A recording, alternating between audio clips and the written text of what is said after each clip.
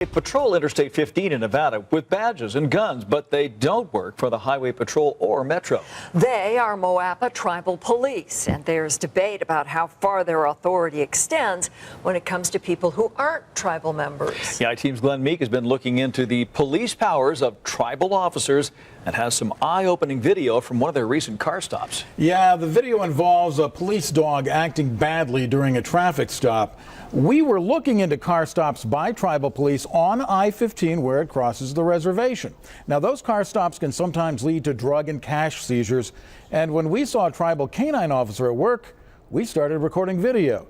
That video now has us asking questions about tribal canine training. It's St. Patrick's Day on northbound I-15 as it crosses the Moapa Indian Reservation.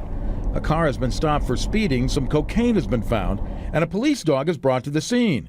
The dog appears to urinate on the luggage that's been taken out of the car. What happens next is more to the point. This detection dog is not even in the detection mode. He's in stress. This attacking and biting is because the dog is in stress. We asked professional dog trainer Andy Falco to review our video of the dog's actions. Falco's concerned about the animal's behavior and whether the officer has been adequately trained to deal with it. I don't know that the handler is doing any of those things on purpose. I just think he doesn't know how to handle this particular situation, and the dog just gets the best of him. Again, he should have recognized the dog wasn't prepared to work. He was not searching. He was simply trying to find something to bite. In a brief phone conversation with the Moapa Tribal Police chief, who was at the car stop, I was told the dog only attempted to urinate on the luggage, and the chief immediately ordered the dog back into training. That's a dangerous dog, a dog that does not let go on command, whether it's on a suitcase, a toy, it'll just cross over and carry over to a human being. That's just the way that it works.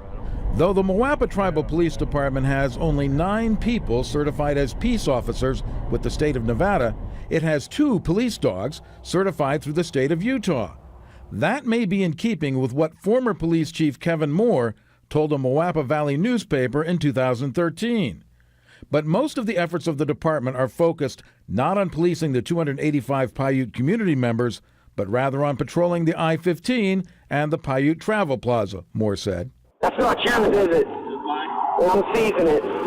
Car searches in general have come under scrutiny lately after controversial cash seizures by other police departments. And Moapa tribal officers working the interstate are being eyed for citing speeders into tribal court, where the fines go to the tribe rather than Clark County coffers. They can cite a driver into the local justice court. There is no written authority I'm aware of that gives them jurisdiction to cite into a tribal court if the driver's a non-member. I think generally there is authority to do that, so long as it's a civil citation. Though Kathleen Bliss believes tribal police have the right to cite I-15 speeders into tribal court, she says the issue may depend on the status of the highway right-of-way, which could be a tricky mixture of law and history. That might be the next great U.S. Supreme Court case. I think that's a question that's still open.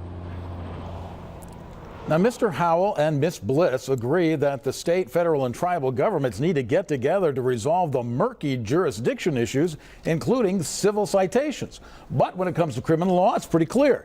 Tribal police can arrest non-Indians for serious crimes, but they must turn suspects over to state or federal authorities for prosecution.